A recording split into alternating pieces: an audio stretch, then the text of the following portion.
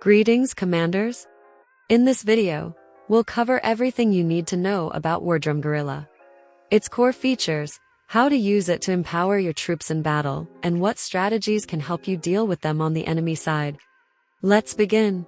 Wardrum Guerrilla is a legendary melee troop from the Wild race. Unlike multi-load troops, it appears only once per slot but brings tactical value to your formation through its skill. It attacks in a rectangular area and boosts nearby allies by beating its war drums, making it both a fighting unit and a good support unit. You can check more details on the troop information page. To unlock Wardrum Guerrilla, you need to acquire the King Medal in Arena. That's 3,200 cups.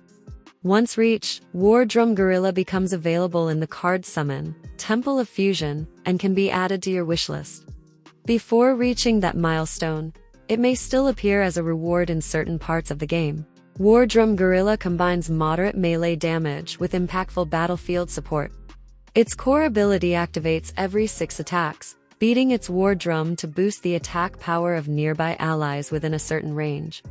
The first activation occurs after 3 attacks, and each activation grants a 20% damage increase for 4 seconds. Multiple Wardrum Guerrillas can stack their effects up to 5 times, giving your formation a powerful edge in sustained combat. Let's see it in comparison.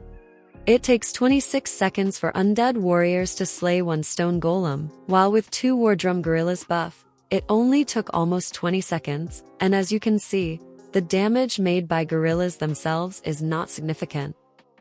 Where do we use Wardrum Guerrilla? In Infinity War, it's a great pick on any day. Top players often use 2 to 4 of them in all formations. This mode features long battles, so repeated buffs from Wardrum Guerrilla have time to make a real impact. Below are 2 examples of top formations for Stab Squad and Devil's Arrival with Wardrum Guerrillas. In Honor Hunting, it's not a top-tier choice due to how specifics of each ancient creature. But it can be helpful if you're missing high-level attacking troops for the Ice Dragon, Leviathan, or Spider Queen.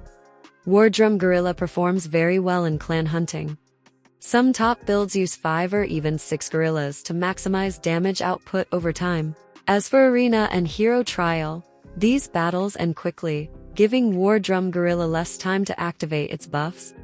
You might still use 1 or 2 as support if you're short on strong damage dealers, but focus on multi-load troops like Peltas or Straw Kids and others whenever possible.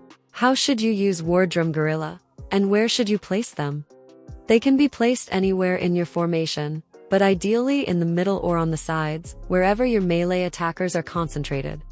The goal is to have Wardrum Guerrilla surrounded by high damage troops, so its buff reaches and supports the right units. One important note.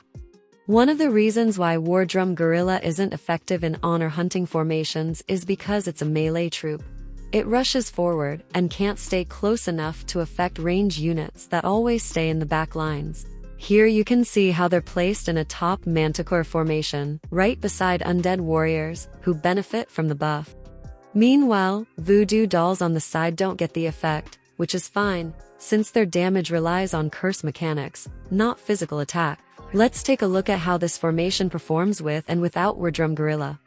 As you can see, while Wardrum Guerrilla's total damage made is even less than 500,000, without them, the formation made 13 million damage less to Manticore.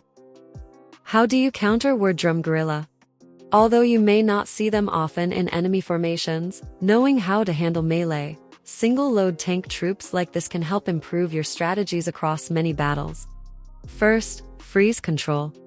Use Frost Archers or the hero Kioni to interrupt their attacks and delay the activation of their skill. Next, try using Voodoo Dolls.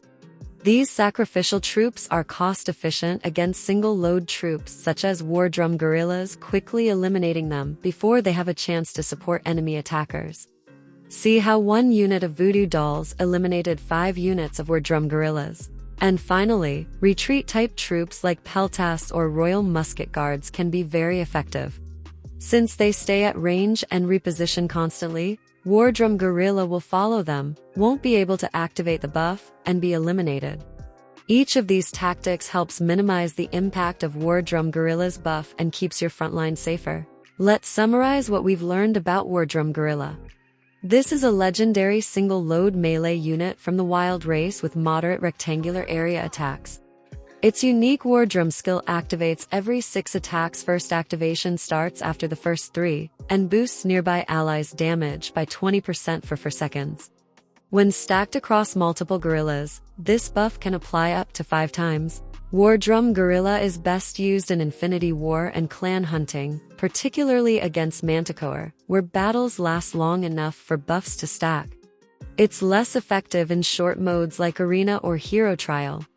To maximize value, place guerrillas next to melee attackers and avoid buffing units like Voodoo Dolls or backline range troops. To counter War Drum Guerrilla, freeze them with Keone or Frost Archers, distract them with retreat units like Peltas, or eliminate them quickly with Voodoo Dolls.